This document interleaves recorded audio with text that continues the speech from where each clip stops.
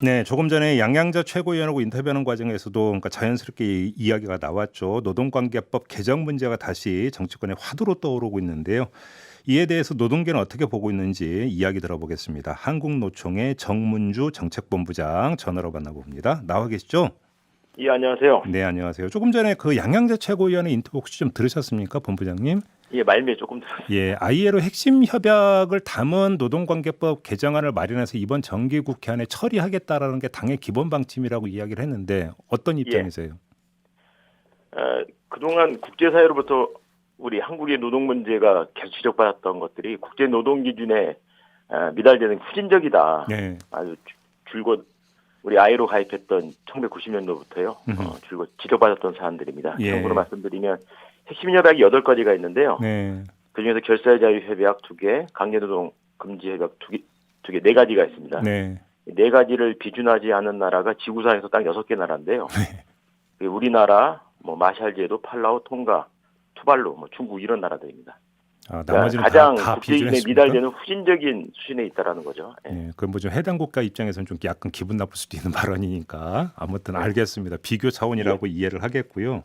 아무튼 그런 내용의 노동관계법 개정은 당연히 찬성하실 거 아니겠습니까? 그렇습니다. 그런데 이제 그 국민의힘에서도 노동관계법 개정을 이야기를 하고 있는데 방향이 좀 완전히 다른 것 같습니다. 일단 이거에 대한 평가부터 들어보겠습니다. 그냥 놀랄 만한 일을 그저께 김종인 대표가 말씀하셨는데요. 네. 그 비교 대상으로 말씀하고 계신 것들이 WEF, 그 세계경제 포럼을 가지고 얘기하고 있는데 네. 세계경제 포럼은 국제사회 그리고 전문가들로부터 해고 채용 관행에서 조사가 신뢰성이 부족하다 그런 평가를 받습니다. 왜냐하면 노동시장 규제를 비용으로 가정하기 때문에 예. 그걸 들어서 우리나라가 굉장히 그 경직돼 있다. 고용 자체가 이렇게 근거를 말씀하고 계신데요. 예. 좀 객관적이지 못하다. 좀 전에 얘기 나왔다시피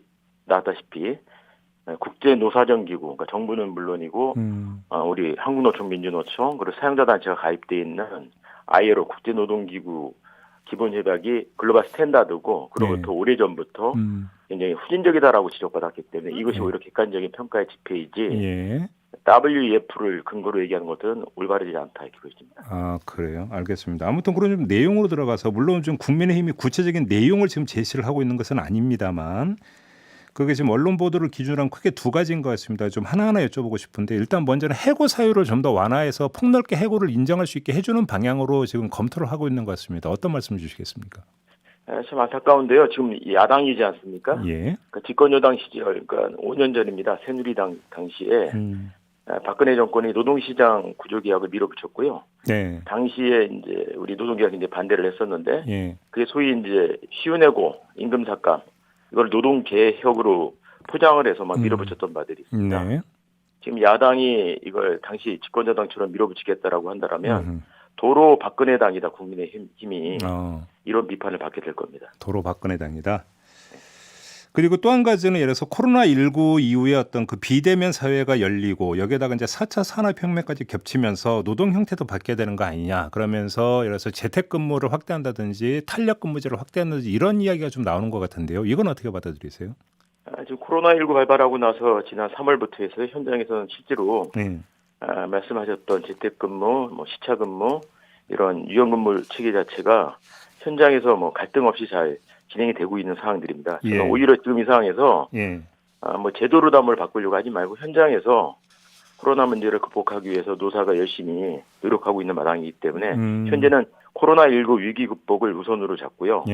자꾸 사회 갈등을 부추기는 문제들을 입법화시키고 시도하는 것 자체는 오히려 국난 극복을 하고자 하는 에너지를 깎는 행위가 될 수 있다고 평가할 수 있습니다. 그냥 노사 자율로 할 수 있도록 그냥 놔둬라. 정치권이 나설 필요 없다 이런 말씀이신가요? 그렇죠.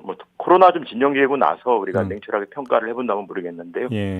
참고로 한국노총이 지난 6, 7월 달에 대규모 3,500명 정도 현장 노동자들 취약계층 노동자도 포함이 되어 있는데 조사를 해봤어요. 그러니까 포스트 코로나 이후에 어떻게 될 것입니까? 이렇게 여쭤보니까 세 가지 이제 우선순위가 나왔었는데요. 첫 번째가 노동자 국민들의 생명과 건강을 지키기 위한 것들이 가장 우선이고 두 번째는 최근에 이제 정부가 전국민 고용보험 얘기 꺼내고 있지 않습니까? 네, 그렇죠. 그러니까 사회 안전망이 보다 더 촘촘하게 강화돼야 된다. 세 번째는 앞에 이제 아예로 말씀하셨었는데요. 네. 그 노조할 권리, 노동기본권이 보편적으로 보장돼야 될 것이다 이런 얘기가 나왔기 때문에 예. 포스트 코로나 문제는 이 세 가지에 좀 방점을 찍어서 우리가 볼 필요가 있지 않나 싶습니다. 알겠습니다. 지금 아무튼 민주당 같은 경우도 ILO 핵심 협약을 법안에 담는 내용으로 노동관계법 개정을 추진을 하기로 했고, 그다음에 지금 국민의힘 같은 경우도 물론 방향과 내용은 다릅니다만 노동관계법 개정이 필요하다고 이야기를 하면 이게 이번 정기국회에서 테이블에 올라올 것은 기정사실일 것 같은데, 문제는 입장차가 너무 크기 때문에 여기서 상당한 혼선과 혼란이 발생될 수 있고, 그러면서 여기서 전혀 예측 불가의 상황이 연출이 될 수도 있을 것 아니냐라는 지금 진단도 나오던데 어떻게 보세요? 문제는 좀 그렇게 봅니다. 그러니까 노동개혁 얘기가 갑자기 국민의힘에서 지기됐던 건이 예.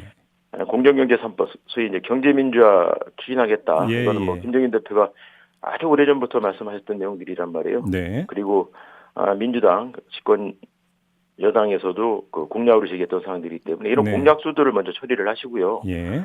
노동개혁 관련된 것들은 앞서 말씀드렸던 것처럼 국제 노동사회로부터 최소한 25년 이상 계속 지적받았던 사안들이 있지 않습니까? 네, 네. 이런 것들을 해결하면서 예. 국격을 높이는 작업들을 하는 것들이 본이다 보여지고요. 음. 좀 뭐 쉬운 해고, 임금 삭감 이런 문제들은 사실 킬러 아이템 아니겠습니까? 앞에 말씀드렸던 것처럼 코로나 지금 19 위기 극복에 서로 힘을 모아야 되는데요. 네. 자꾸 가르고 갈등을 부추기는 얘기들은 정치권이 삼가해야 된다고 봅니다. 그럼 일단 공정경제 3법부터 처리하고 노동관계법 개정이라고는 그 다음에 좀 더 폭넓게 차분히 이야기를 하자 이런 말씀이신가요?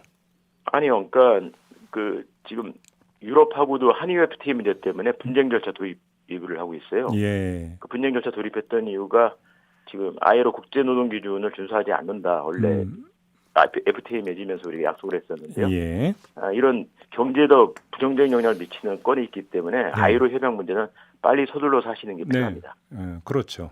아무튼 그러면 지금 한국노총 입장도 이번 정기국회 안에 처리하는 것은 꼭 해야 된다 이런 입장이신 거고요.